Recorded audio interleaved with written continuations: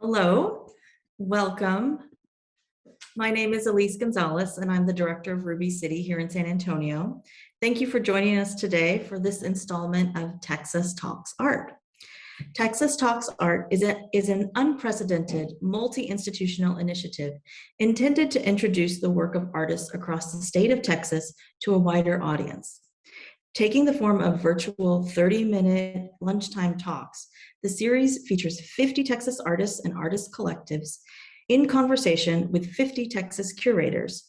And this initiative started in January of this year and has continued throughout the entire year. Talks are free and they take place every Tuesday at noon. And so for a list of upcoming programs and more information, please visit texastalksart.org. All the talks are recorded and archived, so you can log on at any time to see a terrific interview and conversation. For today's talk, feel free to submit questions throughout our conversation, and we can get to those later on in the hour. I'm very pleased to have Lanecia Rouse with us today. We'll be learning about her work and hearing more about how she develops her projects. Rouse is based in Houston and Richmond, Virginia, and is participating in the Texas Biennial, which was curated by Ryan Dennis, Chief Curator and Artistic Director of the Center for Art and Public Exchange at the Mississippi Museum of Art, and Evan Garza, Curator, Writer, and the 2021-22 Fulbright U.S. Scholar at the Irish Museum of Modern Art. At Ruby City, Lanecia was slated to host a public dinner program. However, in consultation with Big Medium, the organizing body of the biennial, that has been postponed as a consequence of the pandemic. Therefore, it makes me doubly happy to be speaking with her, as it gives you all an opportunity to learn more about her expansive practice, which also includes photography, collage, painting, as well as writing, curatorial projects, and teaching. Overarching all these forms of expression is Rouse's desire to create, quote, otherwise, close quote, perspectives on contemporary life in America. She does this by developing imagery, experiences, and texts that conceptualize a more equitable, compassionate existence by challenging prevailing interpretations and representations of what a robust and meaningful life is. This conceptual philosophical approach makes even more sense when you consider Rouse's educational background. She has a Master's of Divinity from Duke University and a BA in Sociology from Wofford College. She has also exhibited at numerous spaces, including Urban Zen Gallery in New York City, Houston First Corporation in Houston, Inman Gallery, Houston, Project Row Houses in Houston, the Urban Institute for Contemporary Arts in Grand Rapids, Michigan, the American Church in Paris, France, and Fourth Chapter Gallery in Kansas City, Missouri. So with that, I want to welcome you, Lanecia. Thank you for joining me today and speaking with all of us about your work. Thank you, Elyse. It's such a pleasure to be with you and be in conversation, and thank you for that introduction. Yeah. My pleasure. So I wanted to start out by learning more about how you became an artist. And you've mentioned coming from a background in ministry, and can you talk a little bit more about how you transitioned from that path to making art and how you think that background informs the work or the way you work today? Yes. Oh, I did take the long road to here. I think I was singing and dancing before I was reading and speaking. My parents said art was always a part of our household and our family. Art like writing, dancing, theater, all of that, photography even was a part of our lives, my sister and I as children, but fear was always something that kept me from leaning in fully. And I ended up going into ministry, and I served in ministry for over a decade, all the while still having a lot of curiosities about the arts, and maybe in the background, exploring that part of myself, but never making it public.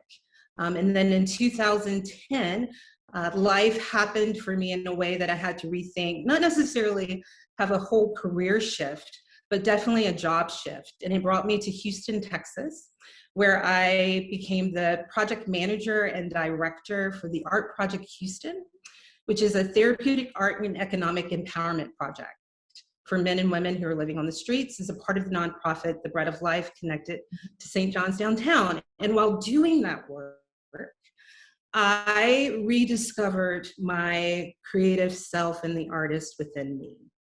I would participate in the shelter art studios in the evening and the artists in the project, finding a lot of life there. We partnered with a lot of art teachers and artists such as Robert Hodge in Houston, Texas, to come in and to teach these workshops. And every now and then I would take the workshop along with the participants in the project. And I realized that one, I had some gifting there and something that I really wanted to develop, but that also I was an artist and I wanted to be, and that I was starting to fear that less and wanting to embrace it more. And then in 2013, taking the long road, in 2013, I experienced a great loss that caused life to pause for me, and I had to reimagine what life would look like for me to live with the pain of the absence of one that I loved deeply, and to not only like survive life, but to really to live and hopefully even thrive a bit in her absence. And so I started naming out loud. I was like, I want to get a studio downtown. I really want to pursue art as a vocation. And in 2014, I resigned from ministry. And that's when I began to lean fully into my art practice in Houston. And it's been 7 years now that I've been doing this work. And for sure, I mean, I do believe like we are storied people all the way down. And so all of the experiences, the work that I've done, the people who have been a part of my life, the concepts that I've learned through my education, and the questions that they've brought to me is all a part of who I am when I'm in the studio. I bring all of that. It shapes maybe the questions that I ask as well as my point of entry into finding the answers and wrestling with those questions. It's definitely shaped how I see my studio space, how the hospitality and the generosity that I want to practice within my full art practice, my desire to make art as accessible as possible. I mean, even when I moved into my studio in Houston, my larger studio that I'm in now, the first thing I did was commission someone that I met from the project of St. John's to build me a table that was big enough to host at least 12 people so that I could have workshops and teach people and host people and gatherings in my studio space.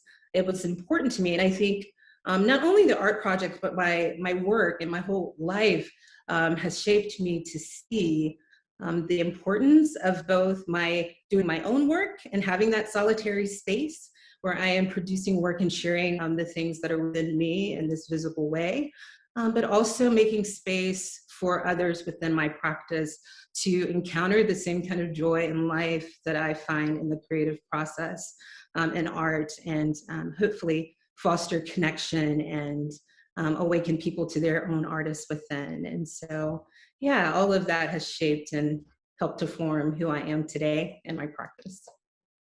You know, in your response, you mentioned fear a couple of times, and not about embracing the artistic side of you. What was the fear of? Failure. I was really afraid to fail.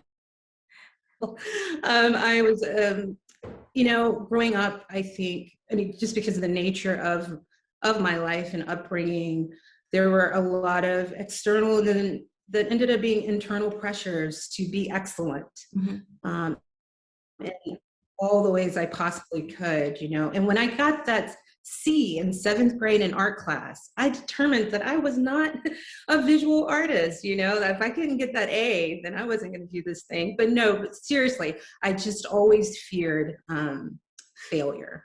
Mm-hmm. And it got to a point in 2013 where I wasn't afraid of that anymore. And, and there are parts of me that still, we all wrestle with our own insecurities, and confidence and all of those things.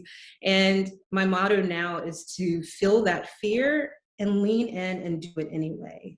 And to trust that I am doing the work that I am to do. And it is the work that I love. And so the fear of not doing it in some ways became greater than the fear of failure. And yeah, so. Oh, great. That was it.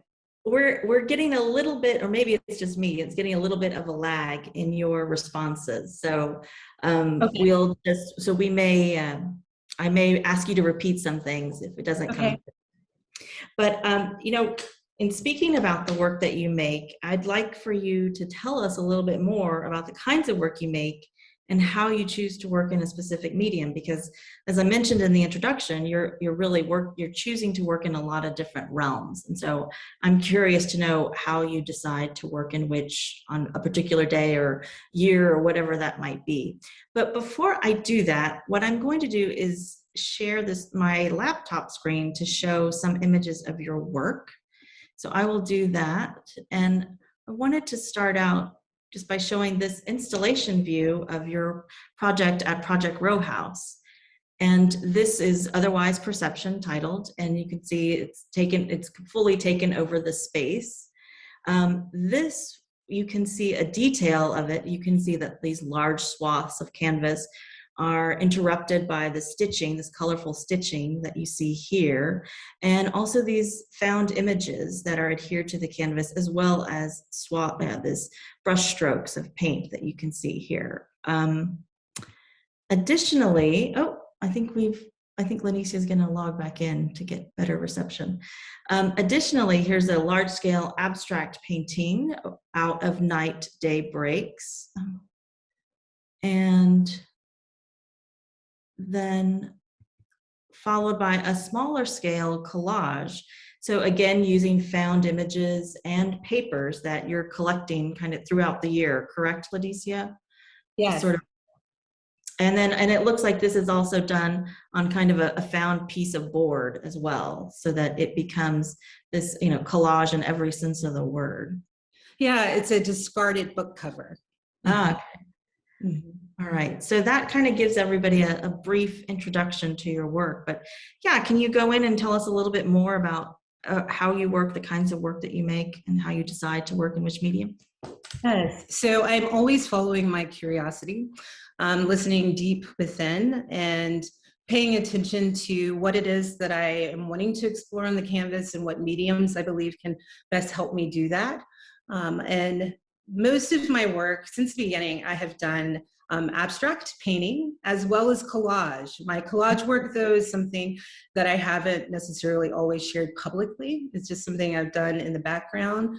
And in 2020, I began to do more mixed media collage and sharing that in various art spaces and to the community who follows me.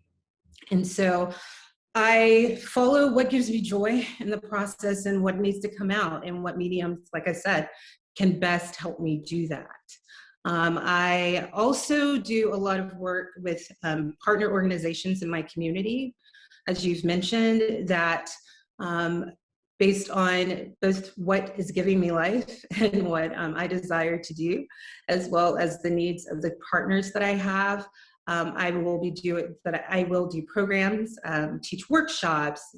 I have some curatorial opportunities within those organizations, as well as leading and co-leading artist collectives and different collectives with members of my community in Houston. And yeah, so I feel like it all kind of flows into each other in ways, right? My practice is quite porous and things leak out, and I'm always soaking things in and finding ways to fully engage my own practice in the studio in an honest way, while also wanting to be a part of the community wholeheartedly and share my artistic voice in the various community partnerships that I have and support that. So do you find that like you're listening to an internal voice, and when you start out on a project, do you ever at times realize like, no, this doesn't feel right to do it in photography. I should transition to work in a different medium? Or does that ever happen where you change focus entirely? Yes, it can. It does. And I always, since the beginning, I've said I want to hold everything loosely. And so that even happens in my actual production, like what I'm creating.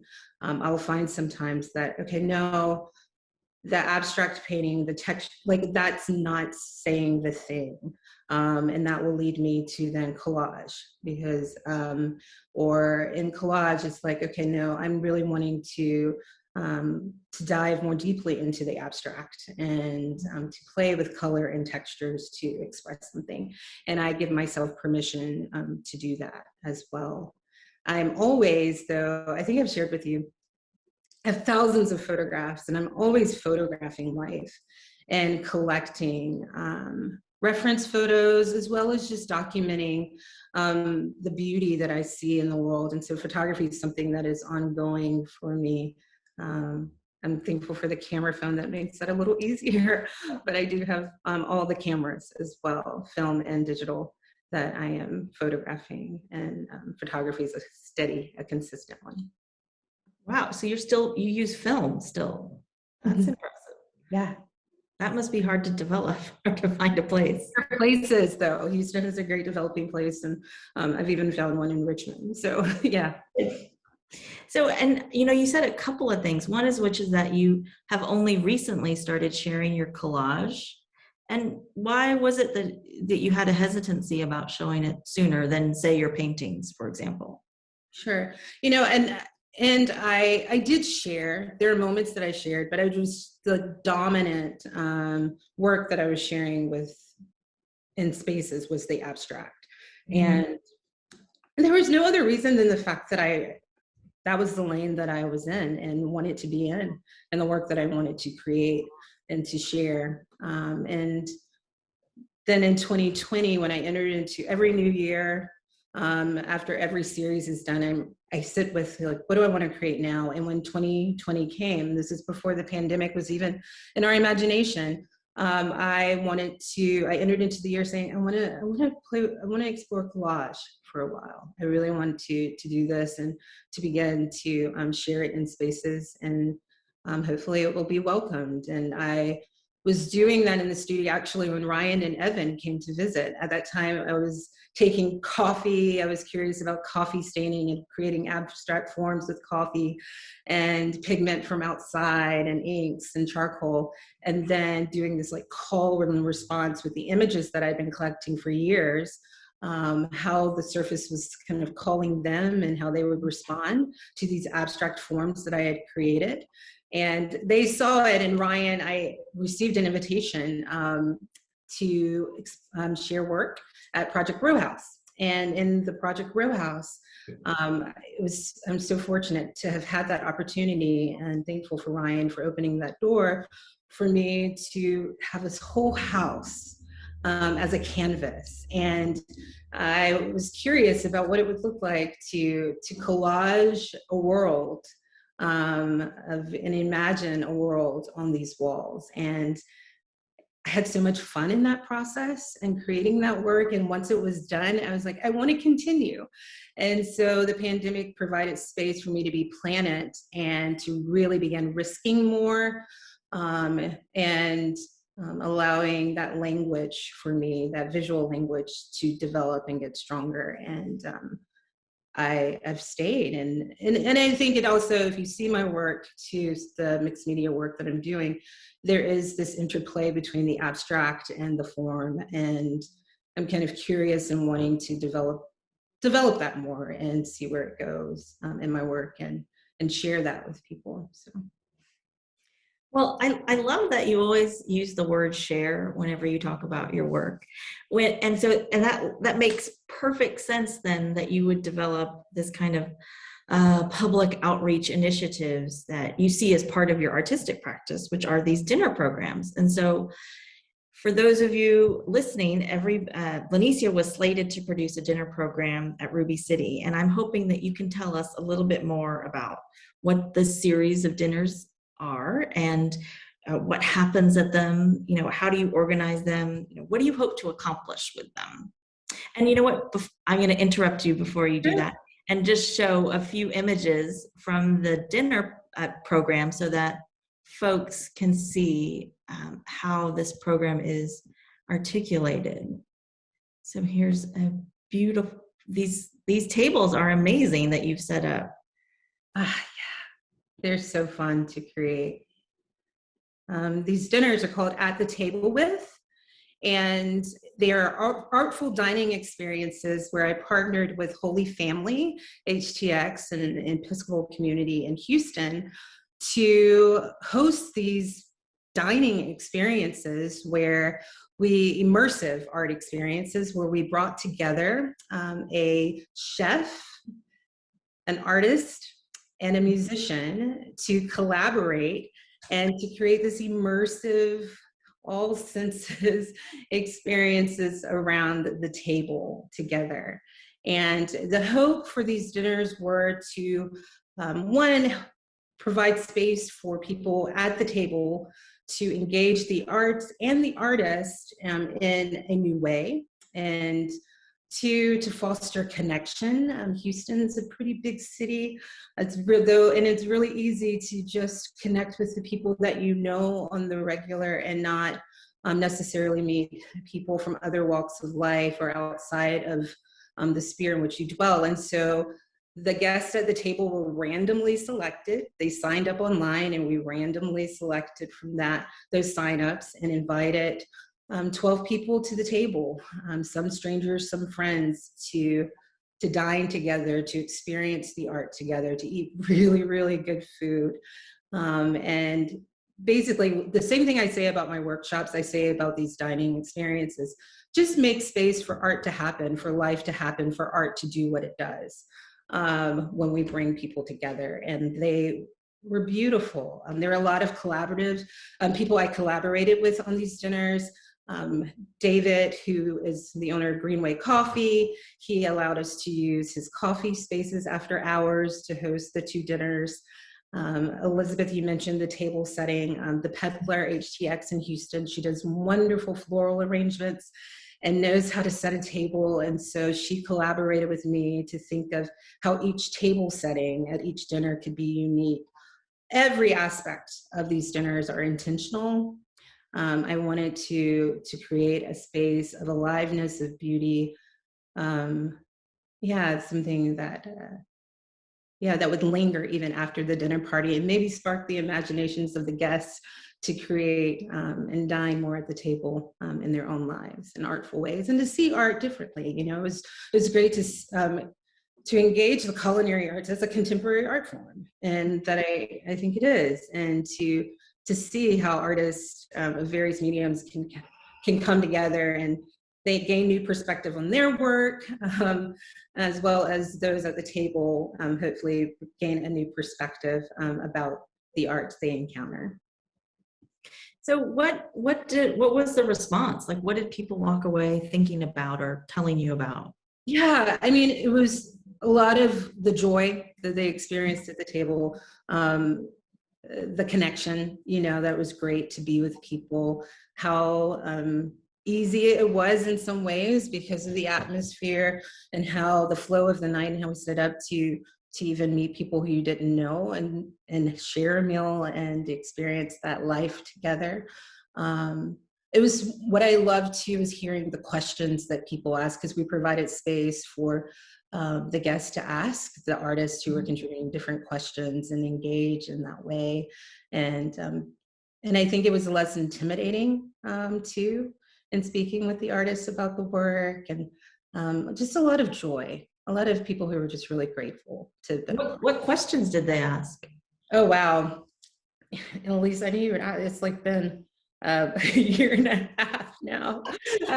Bringing that on you. There are a lot of questions. I don't have to get specific. There are a lot of questions about process. Mm. A lot of questions about inspiration.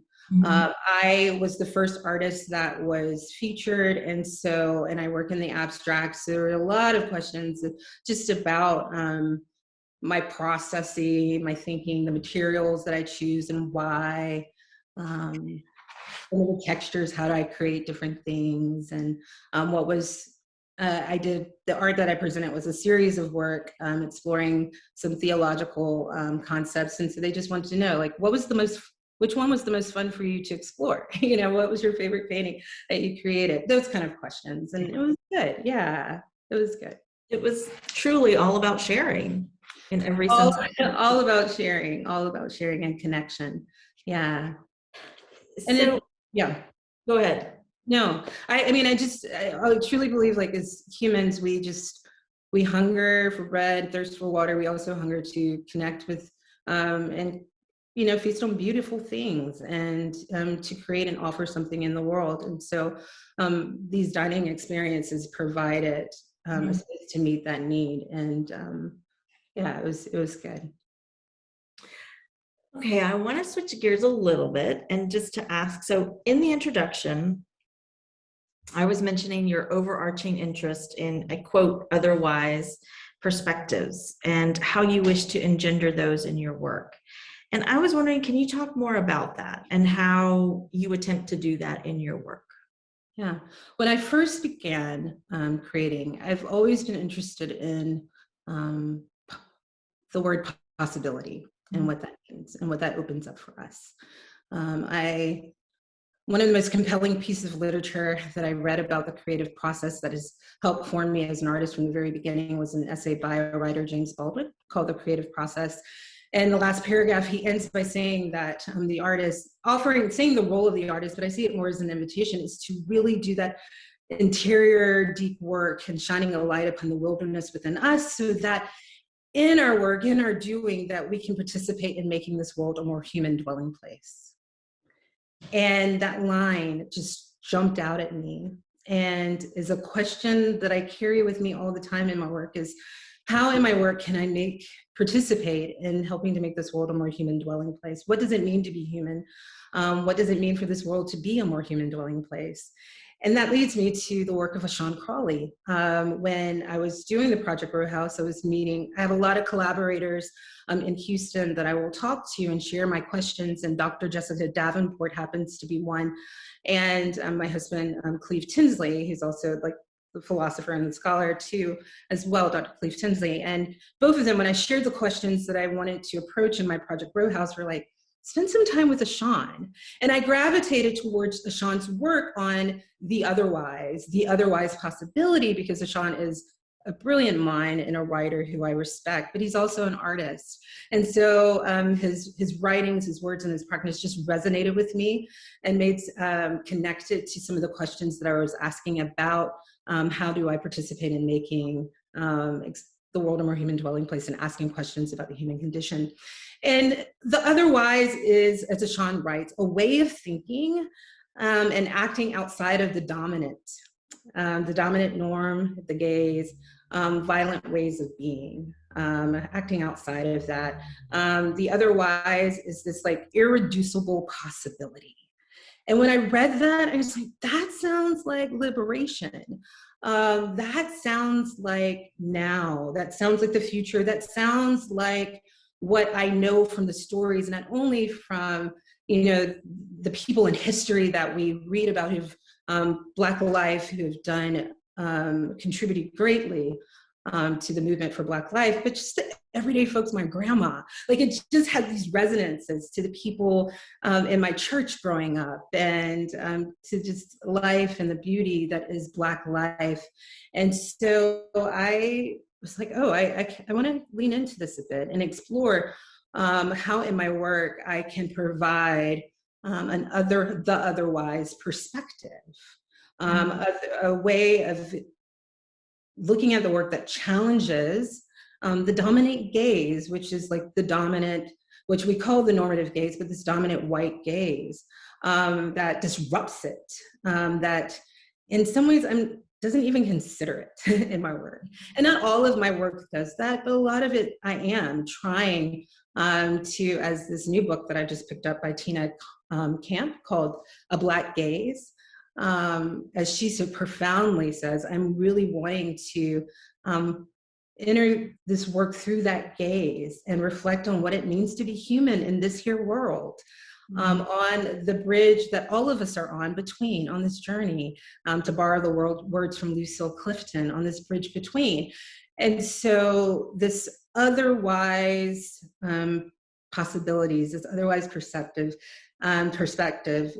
works its way into like all of my work that I do and is at the core. Other, James Baldwin, of course, is a voice that helps me, but Toni Morrison is a voice. Simone Leigh, her work definitely pushes me further into this. Carrie Mae Weems, Gordon Parks, there's so many. And then even within my own community in Houston, you know, there are artists and activists and scholars who I'm with in the everyday who help me think more deeply about this and lean into providing these otherwise perceptions that help. You know, I want in my collage work, I want the portals into this, to be the Black body, you know, to be the everydayness of Black living and how Blacks engage in space and time, to be the portals by which the viewers, regardless of who they are, begins to think about the human condition, what it means to be human in this world, the human experience. And it is through these stories in this life that I think is so good and beautiful, that I'm hoping to tell and invite people into that kind of labor work. And so I do that through the images that I choose, the way I choose my images. You'll see in some of my collage work, most of them, the bodies are not concerned with the viewer in a sense, that gaze. They are, their backs are turned, they're looking at this, they're in the moment on the canvas and inviting the viewer into that and allowing that moment to do whatever it needs to do in the viewer. As a photographer, I'm really drawn to photographs and documenting life where people are fully engaged in life. Those moments where they are not concerned or even aware of the gaze as a pundit, but so in the moment that the tears, like feeling what they feel, the tears fall and the vulnerability is there, or they're dancing and joyful and moving with the music without any thought of what it looks like, you know. And children, for me, tend to open that up and just do that so freely in ways that I just admire. So I use a lot of children in my work.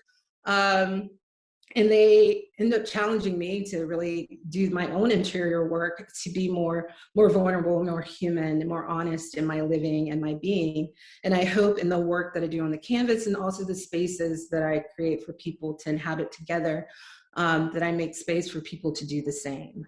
And to start asking those questions. And so the otherwise is this concept that I'm leaning into and wanting to, that has definitely inspired, informed some of my thinking. Sean is great. I encourage you to look him up. Great, thank you. It was a great summation of what you're thinking of and the ideas that you consider.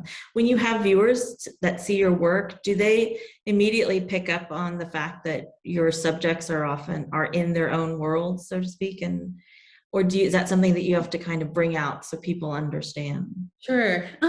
They do, in a sense. I mean, the question ends up being, they notice first, like, oh, their backs are turned, or like, they're not looking at me. Which is very unique, right? I mean, that's usually there's a subject that's happening that you're engaging with.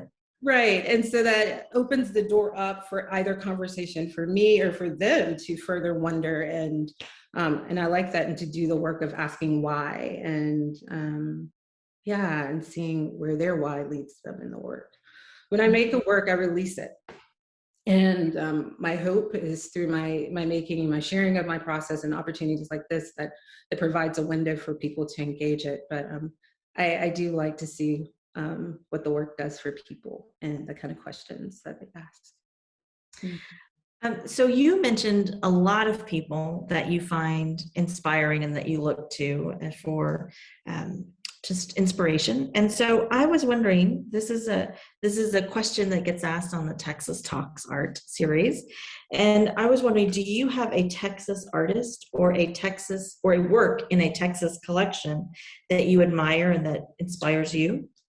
Wow. I have lots of Texas artists. We have amazing artists in Texas and Houston in particular. So I'm not going to get into the name game because I will definitely be here all day. And there's not one. There are a lot of artists doing some interesting things. And I share their work on my platforms when I encountered them.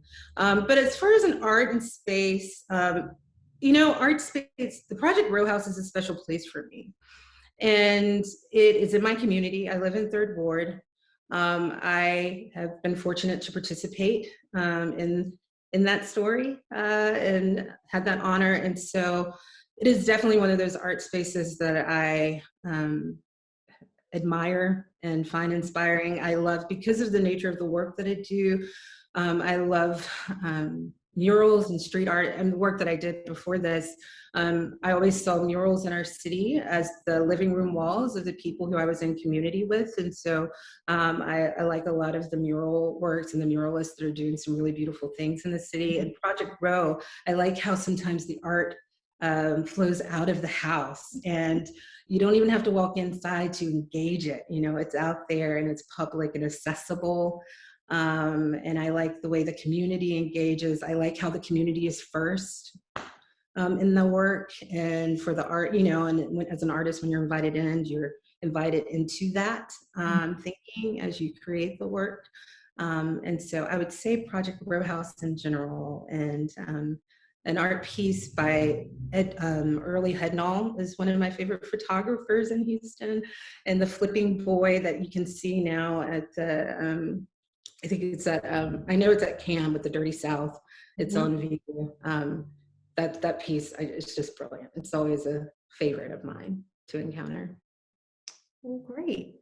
I mean, it makes perfect sense that you would say Project Row House, because that is such a space about sharing and community, and that is definitely a spirit that goes throughout your entire practice. So it makes perfect sense, and I thank you. I mean, we are actually kind of at the end of our time, but I wanted just to say thank you, Lanecia, for sharing so much of yourself. I know this is, it's during the day, you've got plenty to do, and you're a busy artist, so thank you for spending the time and chatting with me. And I also want to thank all of you for watching and joining us today.